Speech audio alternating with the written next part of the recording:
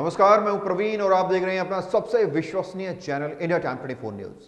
कंगना रनौत झांसी की रानी बनी थी वो एक फिल्म में और एक लकड़ी के घोड़े पर बैठी हुई थी। वो वीडियो भी हम सब ने देखी थी। टाइम्स नाउ चैनल के एक इंटरव्यू में उन्होंने एक बयान दिया है जो एक थप्पड़ है हमारे पूर्वजों के मुंह पर।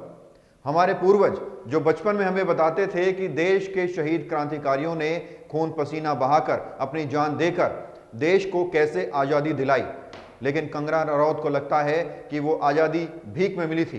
असली आज़ादी तो वर्ष 2014 में मिली है। सीधे तौर पर कंगना रनौत का मतलब है कि जिस दिन देश में बीजेपी की सरकार बनी उस दिन देश को असल में आज़ादी मिली है। हालांकि खबर पुरानी है लेकिन ट्विटर पर ट्रेंडिंग में है। हैशटैग है कंगना पद्मश्री वापस करो। एक यूजर ने ट्विटर पर कंगना की फोटो अपलोड की है और लिखा है, Kangana Ranaut, if you have little sense please return Padmashri.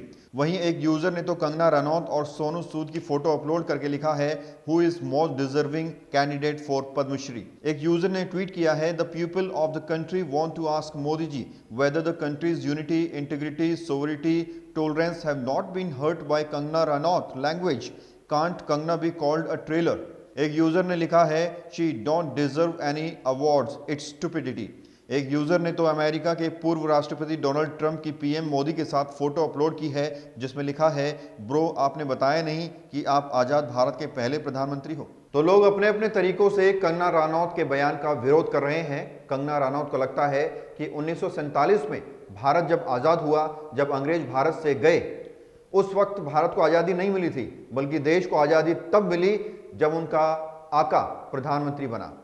हमारे शहीद क्रांतिकारियों के लिए क्या शब्द थे उनके, दिखाएंगे एक छोटे से ब्रेक के बाद। जल्द लौटते हैं। भगत चंद्रा हॉस्पिटल विश्व की सभी आधुनिक और बुनियादी सुविधाओं से परिपूर्ण एक world class multi speciality hospital Mahavir enclave Palam डावडी रोड पर स्थित साउथ वेस्ट दिल्ली का एकमात्र मल्टी स्पेशलिटी हॉस्पिटल, जहां 24 घंटे आपकी सेवा में उपलब्ध हैं वेल क्वालिफाइड डॉक्टर्स और हेल्पिंग स्टाफ। डॉक्टर सीएम भगत द्वारा स्थापित भगत चंद्रा हॉस्पिटल आपकी सेहत का ख्याल रखना ही इसकी प्राथमिकता है, वो भी अफोर्डेबल रेट्स में।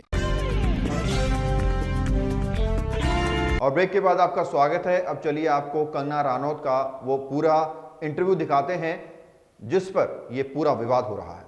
आजादी अगर भीख में मिले तो क्या वो आजादी हो सकती है? आप खुद बताइए।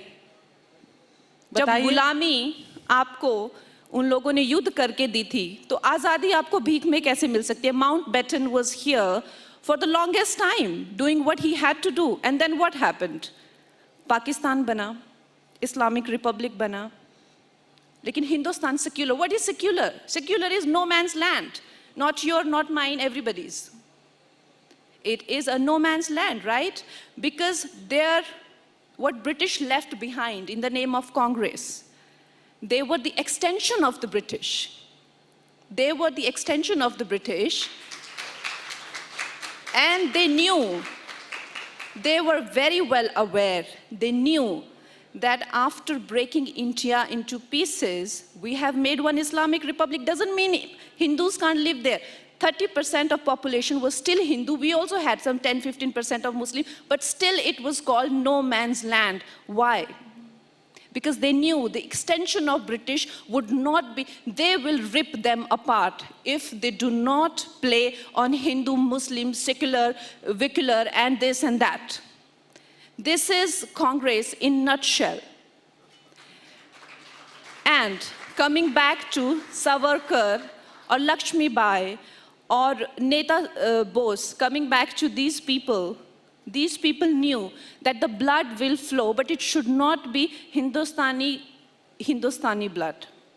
They knew it. And they paid a price, of course. वो आज़ादी नहीं थी, वो भीख थी, और जो आज़ादी मिली है वो 2014 में मिली है। तो देखा आपने, फिल्मों में बिकनी पहनकर सुट्टा मारने वाली एक एक्ट्रेस ने कैसे हमारे फ्रीडम फाइटर्स का मजाक उड़ाया है। एक बात मैं बोलना चाहता हूं कंगना आपसे, आज़ादी तो नहीं मिली थी भीख में, लेकिन भीख में आपको पद्मश्री जरूर मिला है। इस खबर में फिलहाल इतना ही। देश और दुनिया की तमाम खबरों के लिए आप बने रहिए हमारे साथ और देखते रहिए इंडिया टाइम 24 न्यूज। नमस्कार। खबरों से खबरदार रहने के लिए चैनल को सब्सक्राइब करें और प्रेस करें बेल आइकन।